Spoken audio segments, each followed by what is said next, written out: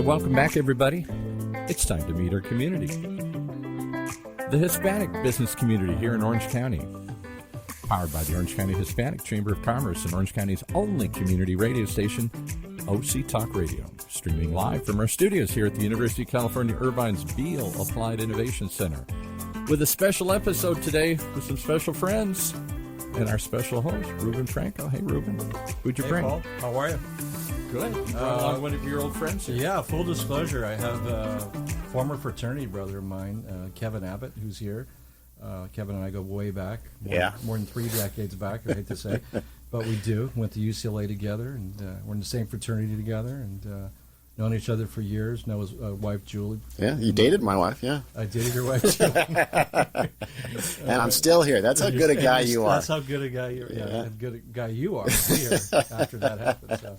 But thank you for being here. We appreciate it. My pleasure. You know, this is our podcast that we bring out to our community, and you know, Kevin is a very famous showrunner, one of the top showrunners in all of TV, and we're all right. I'll take it. Well, we're very fortunate to have him, and we have a lot of students we work with throughout all the universities here, and so they'll be glad to hear from you what you have to say about the industry and the business, and maybe some little advice too as well. So we look forward to the conversation. But what we'd like to start the podcast off with usually is just tell us a little bit about yourself and your family, and let everybody know who you are. Yeah, my name's Kevin Abbott, and I've been doing TV writing for 34 years now, 34 years. I started right out of college, basically 6 months out of college. Met my wife Julie at UCLA. We're both Bruins. We've been married for 35 years. Congratulations. Yeah, thank you. 3 kids. Two of them are in the business. My girls. Katie's a manager at a talent agency / production company called Circle of Confusion that's famous for Walking Dead. And my daughter Jessie is a development exec over at Capital Entertainment, which is a production company that does tons of TV shows. Their big one just now was Oprah Winfrey's Women of the Movement.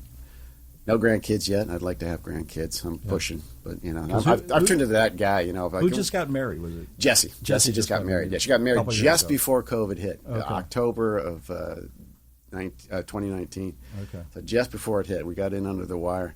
And I've been running TV shows now, probably, I guess 95. I've been running various TV shows.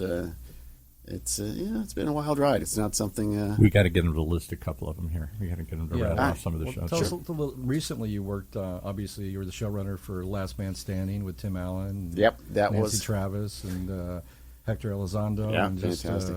One of my favorite shows of all time, because I'll have to ask you this question just because politically Tim was a conservative. Yes. Right. Yes. And I think he is personally, but he is personally, yeah. But I mean, on the show, and he was. He didn't pull any punches on it. Yeah. And I got to tell you, one of the interesting things for me about doing that show was that angle on it, because I'm left of center. When Julie and I graduated, actually, one of us was a Republican, one of us was a Democrat. We couldn't remember which one was which because it used to be much closer. It used to be much closer, the parties. Yeah. And now they've, as everybody knows, they've gotten a little further apart.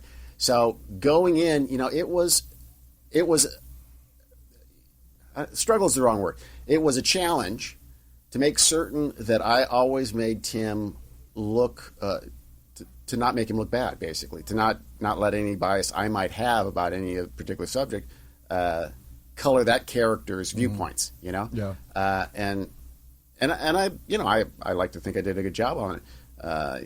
I would read further right-wing, websites, and I'd watch Fox News and whatnot just to kind of get a feel for what was being talked about and how certain people felt, And what I'd tell my writers all the time is, look, certain of the writers had a real problem with the character, and I'd say, you got to love the characters to write them. You got to love them. Find something you love in the character and build around that. Right. Because if you don't like the character, that's going to come out. It's going to come out in your writing. Right. So you got to actually like the character.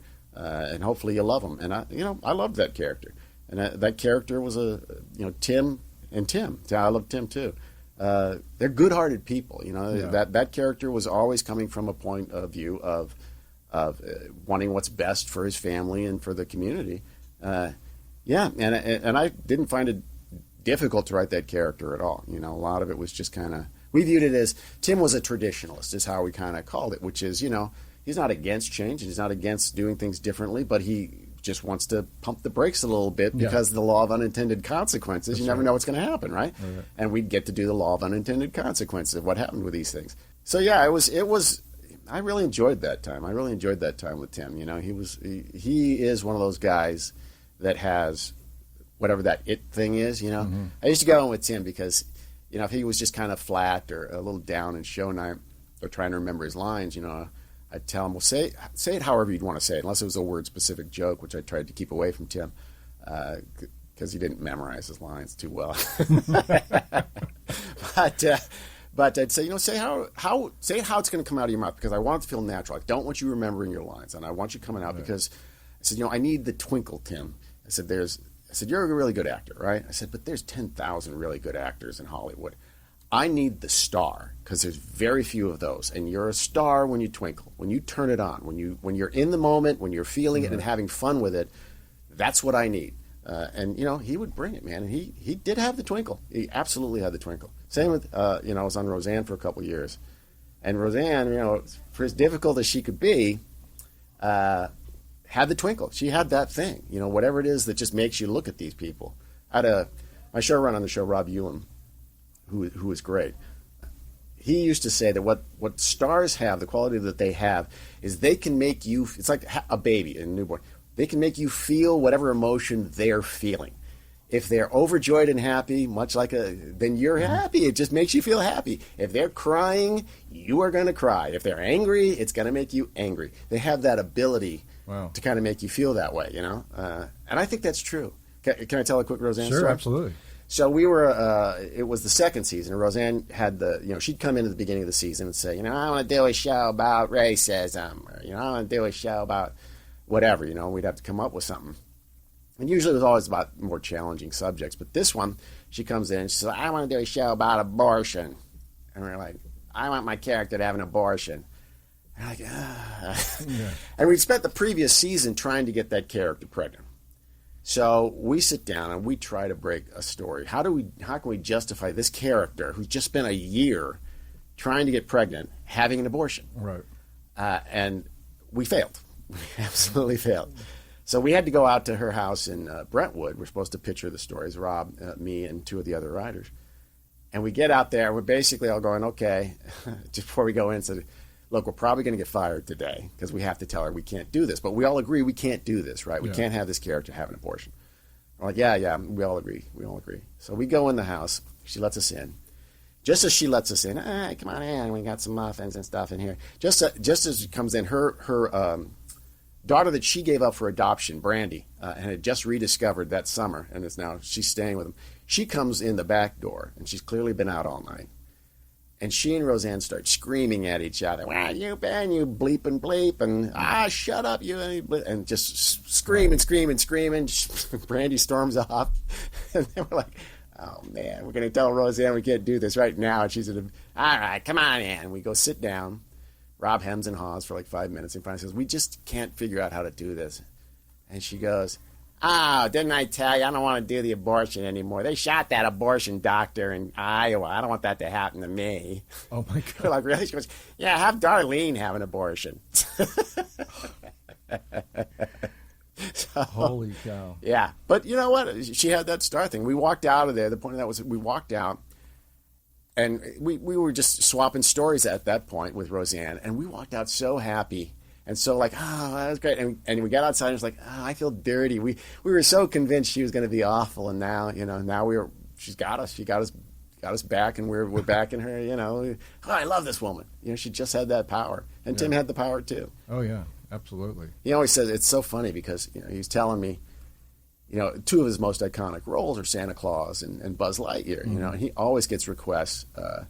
Can you send a message, you know, voicemail of Buzz Lightyear or something like that? And he'll do it. I mean, he, again, really good guy. But he doesn't particularly like children. You know, he doesn't. You know, he doesn't. You know, he doesn't like the social interaction. He doesn't like other people's kids that much. And he, of course, he plays two characters that he is going to get approached by kids all the time, absolutely. all the time. Yeah. So, and to his credit, he never takes it out on them. He goes, I hate that. Yeah, I was just watching the Santa Claus because it's been on every night for the last 5 weeks. Or Exactly whatever. right. And he kneels down to this little girl who thinks he's Santa Claus, but nobody else, because he doesn't look like Santa Claus. Right. And it's a very warm. It's one of the best moments in the movie. Yeah. And you go, oh wow, that's Yeah. But it's interesting that you say that in real life. He's not really. Well, again, with other people's kids, it's funny. He really, with the actresses on the show who played his daughters, he really took kind of he felt very much the father figure to them. Sure. And when we'd do a scene where, he'd have some emotional scene with, say, Caitlin Deaver, phenomenal. Great young actors. Yeah. They would move me to tears, man. They would really connect, and because he felt that way about him, and he could convey that. He really. He was kind of devastated when the show ended. I mean, we were on for 10 seasons. That's forever. I don't know if shows are going to do that anymore in the streaming world, but he's like, I don't know what I'm going to do. I mean, I love coming in here and being here, and I mean, it's like, well, sorry, Tim. I'll work with you again if you got something going, but he just forms those connections with people. There was a really good guy there. I mean, I got to tell you. I mean, well, it definitely comes across, on screen that he's just he's one of the funniest men I've ever seen on TV and movies. And there's a lot of people out there that come across as great people who really aren't. Yeah, Paul and I were talking about that earlier, but yeah. I mean, and that's I'd almost say more. I always tell people don't meet the people you really love, that you admire, because they're gonna let you down most of the time. Yeah, that's true. I think you're right. Well, you were talking about comedies and what is there's not that many 3-camera shows anymore, right? No, it's there's not a lot of them. I mean, I actually did a show called Cool Kids with Charlie Day. That I went on and did it because basically I supervised it, and there are not only not that many shows out there, but there's not that many people that know how to do them anymore. Okay. Basically, the Fox executives were telling me, well, you're teaching us how to do this because none of us have done a 4-camera show.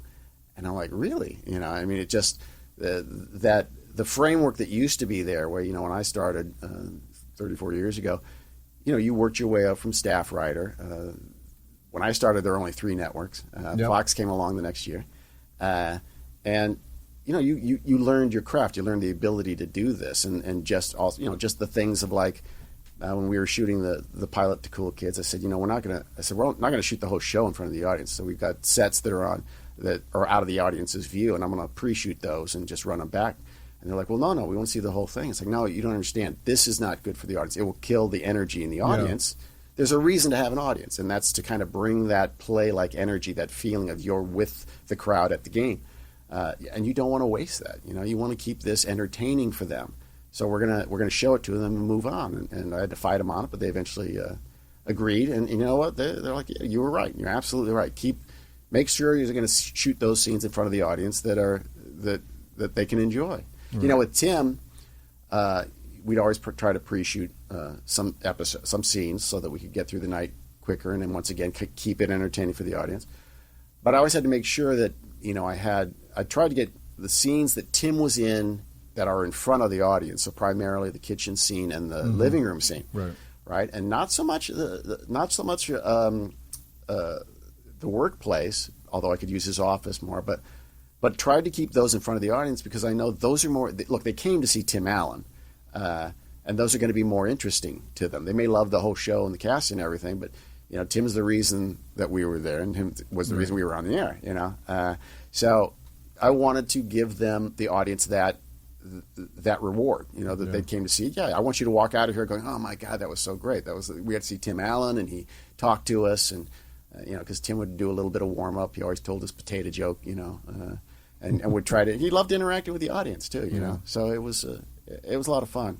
But will it come back? I think it might come back. Just to be honest, I mean, my career has seen kind of the pendulum swing on 4-camera. It was big when I started and dominant, and then single camera came in, and that pretty much dominated for 10 years or so. And then reality shows came in and kind of took up that space. Ultimately, I think there is something different and better that 4-camera does as opposed to single camera. It's more of a writer's medium, I think, because we are more like a play. We don't get to go everywhere. We don't get to show you every space. So we have to describe what is happening outside of what you see very often, and we get to be more, the actors, the characters have to speak more deeply in some ways, with the good ones, obviously, the good shows. And I think that makes it, I think it's more interesting for a writer, quite honestly. I did My Name is Earl for a year, and great show and everything, but it really wasn't as rewarding. I never felt closer to factory work than when I was doing that show, because you didn't have show night, which I love. Show night is, I always say, it's the cookie. Our reward at the end of the week for working hard is that you get to come in here, and this audience gets to give you, show you the love. Look, comedy writers, I say they're all messed up human beings. They're all in a lot of pain, and the only way they know how to deal with it is to spread it around. Yeah. So they're all kind of damaged people, and this is the way they get love, is people laughing at what they've done and feeling the emotion that you wanted to feel when you're trying to hit it. I just love that. My wife said she's never seen me happier than when I'm standing at the monitor and the show's going well, and just, I apparently I mouth all the lines as the actors are doing them. But it's a rush that I just don't get anywhere else. Yeah, well, you were nice enough to invite us to one of the tapes. It was the first episode of, I forget what, season 9 or... It was season 9, I think, 9. Yeah, but... and it was great. It was an awesome episode, and I told Julie, I sent Julie a text afterwards, and I said, What? You're texting my wife? Well... There you go, John. Man. There you go. No, but maybe I messaged her. I just said, Kevin was fantastic. There was a certain, they were talking about like James Burroughs being a concerto, conductor, right? And I just noticed that with you in that episode, of how you related to Tim Allen and Nancy Travis, and like in between takes, and just the camaraderie between, and then how you would get another take out of it. It was even better than the first, and there was just a certain joy in your face that I noticed, and I just thought, you had a command. You weren't even the director of the episode. Well, that's the other thing. Writers, especially in 4-camera, we're much more in control of the medium. My directors were all great and everything, but I felt, I had because we didn't have a house director. We had directors that came in, and they do like 5, or Victor Gonzalez did a bunch for us, and Victor was great. He's done a lot of stuff. Yeah, but because Tim, as great a guy as I think he is also, he's got his idiosyncrasies, and he has a tendency to want to say no to whatever it is you're bringing in. The first year that I ran the show, I think I was batting 0% on the changes that I tried to give him, because he didn't trust me yet. By the end, he totally trusted me, but I knew how to relate to him. To how to say, because he believed that I told him once, I said, what, Tim, even if I didn't like you, and I do, I know you don't trust writers, but even if I didn't like you, it's in my best interest to make you look as good as possible. I need you to look as good as possible. Sure. So even if I didn't like you, I would be trying my best. When I'm coming in here, I'm trying to make you look as good as possible. And he finally understood that. But he also understood that when I'm coming in, I'm not saying you have to do this. I'm coming in and saying, hey, how about this line? What do you think about this? Can you have fun with that? And he'll respond, and he'll want to add, because he's a great, very creative, funny guy. And it was when we could build that trust between us that kind of took off. So I always felt like if he did great and I love the take, I'm going to walk in and say, that was a great take, man. That was fantastic. He needs to hear that. And if it didn't work, then it's up to me to walk in and go, hey, not your best, man. I need the twinkle. I need the star twinkle. And you could tell that to somebody like that. Absolutely. Even at that level. Not at first, but when we got to a level of trust that, because he knows I'm telling him, that's not a take I can use. That's flat. I know you can do better than this. With Nancy's just a consummate pro. Nancy, I enjoyed so much. the problem was I have a very loud laugh, and I'm off I'm off stage, right? Right. If you listen to the shows I've worked on, you can usually hear that but Nancy would hear me laughing at her stuff, which would make her laugh, so she would break. So it was always this thing of, she tried to hold on at a spot where I'm really enjoying it. But, you could give them stuff, as well as almost all of the kid actors. They were just great, but you had to kind of approach them each in their own way. I mean, show running is... I always say I actually would prefer to be the number 2 on a show. That's actually my preferred job. Really? Yeah, because the pay is not that much better as a showrunner. I mean, it's good. Don't get me wrong, but it's not that much better. And really, when you're the number 2 to a writer that you respect, who respects you, you get to do all that stuff that I got into the business to do anyway. To do the writing, to come up with the stories and the jokes. When you become showrunner, you now have to do all this other stuff that has nothing to do with writing. That is so irritating and awful, and I hate it. Part of it's just the production side of things and dealing with all the budgets and the physical act of, here's a scene I wrote that takes place in a laundromat. How many washing machines do you want there? Do you want the washer dryers there? Yeah. What color scheme do you want on the actors on wardrobe? It's like, you can't really see me, but I don't know wardrobe. I'm not gonna, so that stuff all just drives me nuts. And part of it that used to drive me nuts that I came to really enjoy was managing the cast, was figuring out, how to get each actor to feel safe. Because that's a lot of it, I think. A lot of it is just making them feel safe. Trust that I'm not going to send you out there with something that doesn't work. Yeah. And if in front of the audience for whatever reason it didn't work, I'm going to figure out why it didn't work, and we're gonna change it, and we're gonna make certain that you look good, So managing the cast is it's a big, it can. My wife would always show. She came to almost every show, and she'd say, "Is it a good show?" And I say, "Well, it is on paper." Now it's out of my. Now the actors have to do it. How it actually ends up, that'll be up to the actors. Is there ever do you ever go into a Monday when you do the table read or whenever the day is and just go, there is nothing on paper here that we could use? Oh yeah. I mean, just like zero almost. You have to start from. We call it a page 1, and we've done that.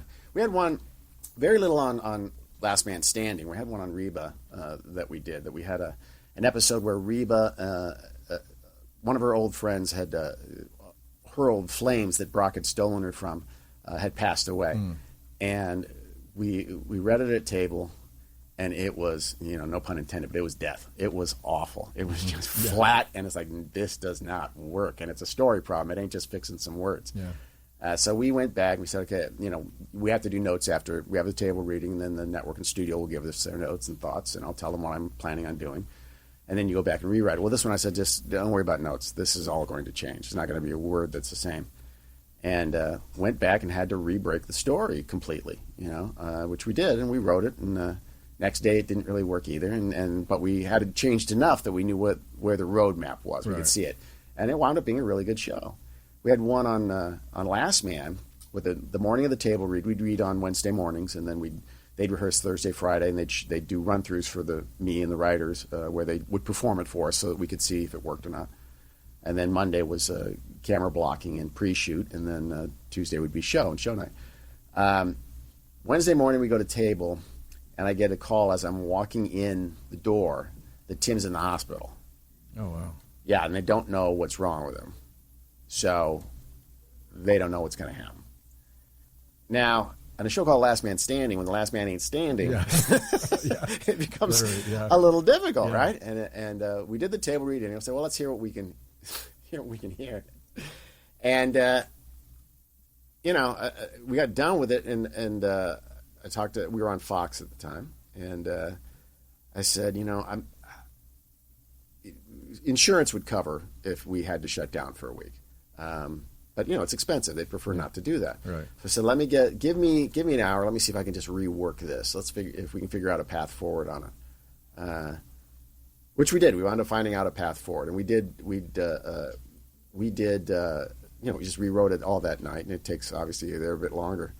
But we just switched roles, and we had Tim do something that we'd done on Roseanne, which was we had Tim drop in.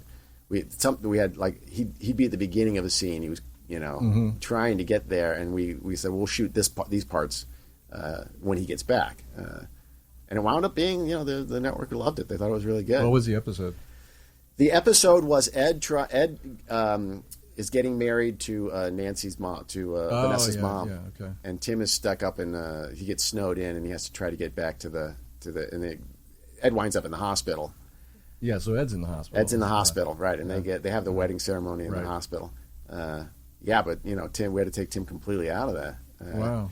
And we had one on Roseanne. My first year there, we were there, and it was a sixth or seventh episode, and the Emmys were on the night before, and she won that year for Best Actress in a Comedy. Okay. First time she'd ever won.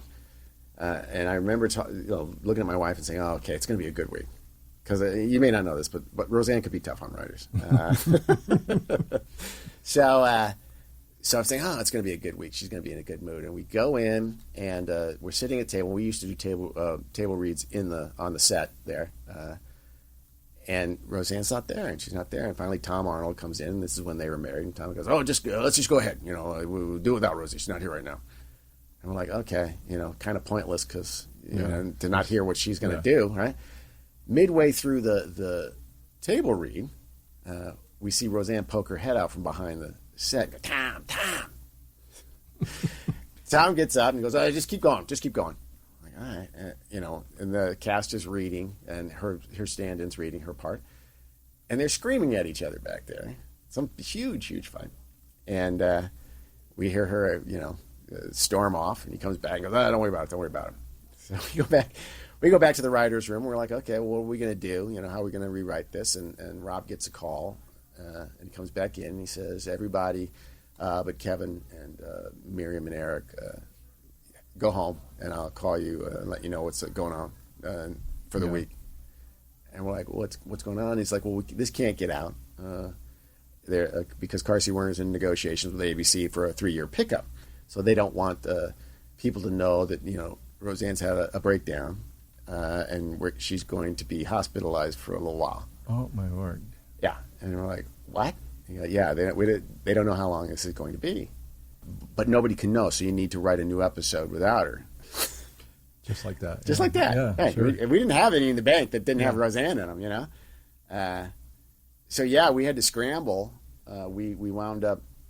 It wound up being a very good episode. It's Vicki Lawrence was in it, and it was Dan. Vicki Lawrence was one of Dan's old flames, and she shows up, and then Roseanne comes back.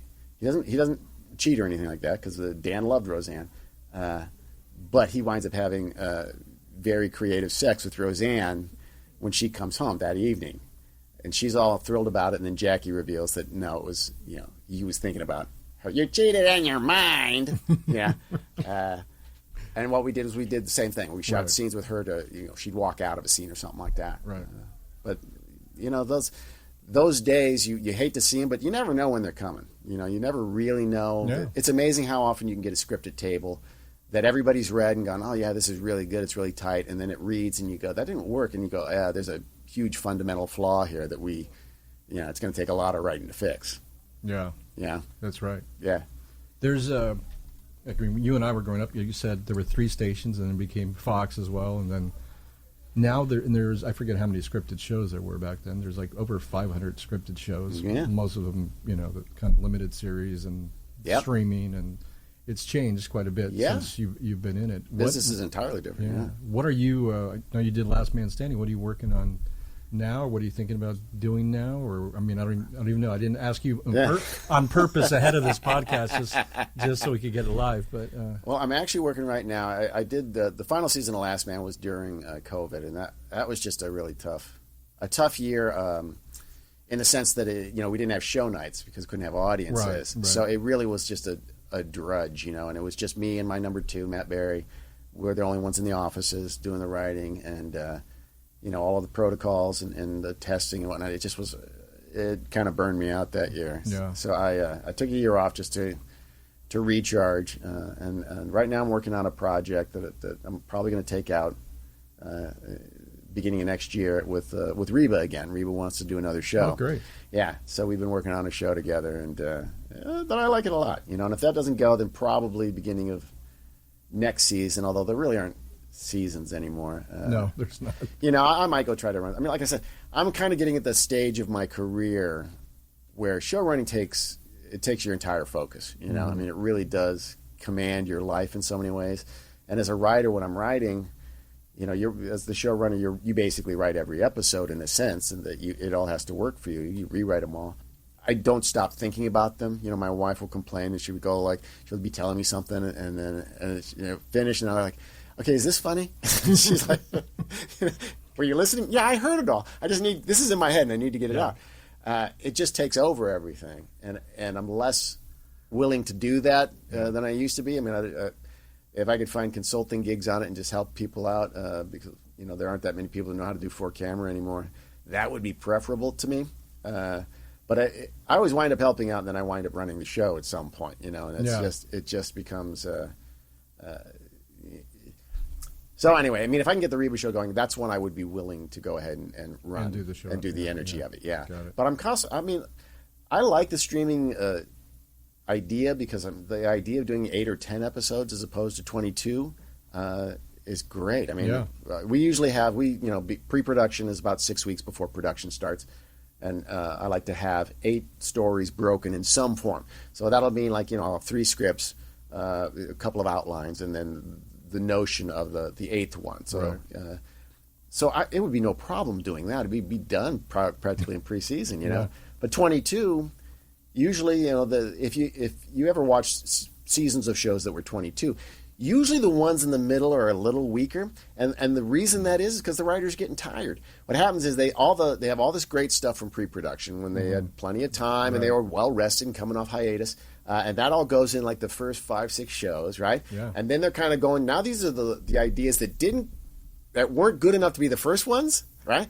The next batch is those ones, and they're going through those. And then by the time you get to 13, you're exhausted. It's you still can't see the light at the end of the tunnel, and you just want to that's why those shows kind of suck. Once you get to the back 9, once you get to 15 or 16, it's I can see the end again. Yeah. You kind of get some more energy. But that's why I'd prefer to do 8 or 10. Yeah, that'll be interesting. Yeah. Do you have any advice we have a lot of students here in Orange County, and all over Southern California, obviously, but we're here on the campus of UCI, but there's also Chapman here, who has a great film school, and Fullerton, and any advice you have to young people breaking in, the way, I don't know if you consider it's changed a bit since you broke in 3 decades ago, and anything that they should be focused on? And well, I'll tell you, it somewhat depends on what you want to do or be. I'll give you from the writer's perspective. If you want to be a writer, the first thing you should do before doing anything else is write. Yeah. Right. You need to get that skill going and get that muscle working. And I think it is a muscle. It is something you got to constantly do to keep sharp. So right, and then you're going to have a spec script. You're going to have something to show people, and it shouldn't be an original. It shouldn't be an original just because if you're trying to get on a series, if you want employment, if you want to be a movie writer, it can be an original. If you want to be a TV writer, you need to demonstrate that you can write in other people's voices. If you ever hear a Woody Allen film or an Aaron Sorkin, that's just all those characters are them. There's them speaking. It's their rhythms and whatnot. Well, that's not going to work. It can't be your voice because it's not going to be your show that you're going on to work on originally. So you have to demonstrate that you can take other characters and write them faithfully and believably. And then once you get that, and make sure that thing's as good as it can possibly get before you. The big hurdle is going to be, how can I get somebody to read this that knows what's going on? Yeah. Traditionally, I think that the path that's been taken by most of the people that I know that have gotten into the business in the last 10 years or so is going to work on a production, trying to get a PA job, trying to get an assistant job, trying to do anything that can put you in contact with people that you can ask as a favor, can you give this a read? Because I can tell you, when staffing season would come around, my office would be lined with scripts, 3 feet high to read. I used to tell agents, all the agents in town, call you and say, what do you need? And I'd say, I need this. I only need this and this. Send me the one you think is best. The one client, I'm not going to tell anybody who you did, Right. But if you send me eight scripts saying, oh, well, can you just read all these? I'm not going to read it. Yours goes to the bottom of the pile. Yeah. Because I don't have the time. I literally can't get through all of these things. I'd have assistants helping me out reading it and saying if it, the ones that clearly aren't going to work. Right. But you kind of need to have somebody you trust that has an ability to differentiate good and bad that can read it for you. And the only way to do that is to try to find a job that's probably non-writing that puts you in contact with them. Yeah. That's great advice. Yeah. The other thing you can do is there's a lot of writers programs out there. Disney has them, Warner Brothers, Writers Guild has them. Those also, I think, can be doors that can be opened. I mean, I've hired people out of those programs because they're also subsidized, so the studio is more willing to hire them. You can go, well, they're not going to cost the studio. Disney program's going to pay for the first year. You can get shots out of that too. You'd have to submit something to them. I don't know how the process works, how they do the choosing, but those are the two ways I know that the most people that have had success getting into the business doing it. Okay. Yeah. Well, that's great advice. Yeah. Don't just walk up to anybody or just send somebody your thing. It's not going to work. They're just going to toss it out. It's not going to work. Yeah. It's not going to work. I've had people put scripts in my mailbox and I can't read them. Legally, I can't. I put myself at risk, and the upside of the chances of that script being so brilliant that I have to have this person. It just I'm not going to take that chance. Yeah. That's right. Yeah. Well, Kevin, we appreciate you being here. I mean, this went by really fast, unfortunately. Man, I can talk a lot, can't I? For a For writer, I can talk a lot. You can talk a lot. That's right. Writers are usually... Yeah, we could go sit me in my office alone and let me brood for a while. Yeah. Well, I mean, it was great catching up with you two personally, since you and I have known each other for a long time.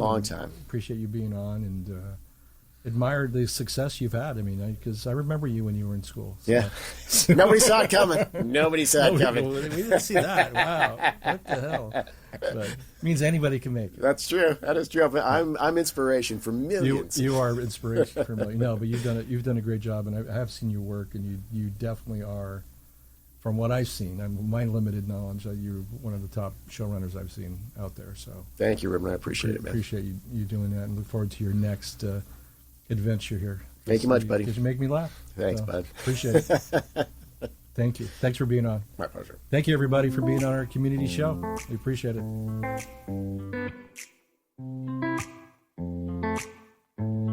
Well, there you have it. That doesn't give you pause to come back and hear more. I don't know what will, as we meet our community each and every week here in Orange County's only community radio station, OC Talk Radio, streaming live from our studios here at the University of California Irvine's Beale Applied Innovation Center, powered by the Orange County Hispanic Chamber of Commerce.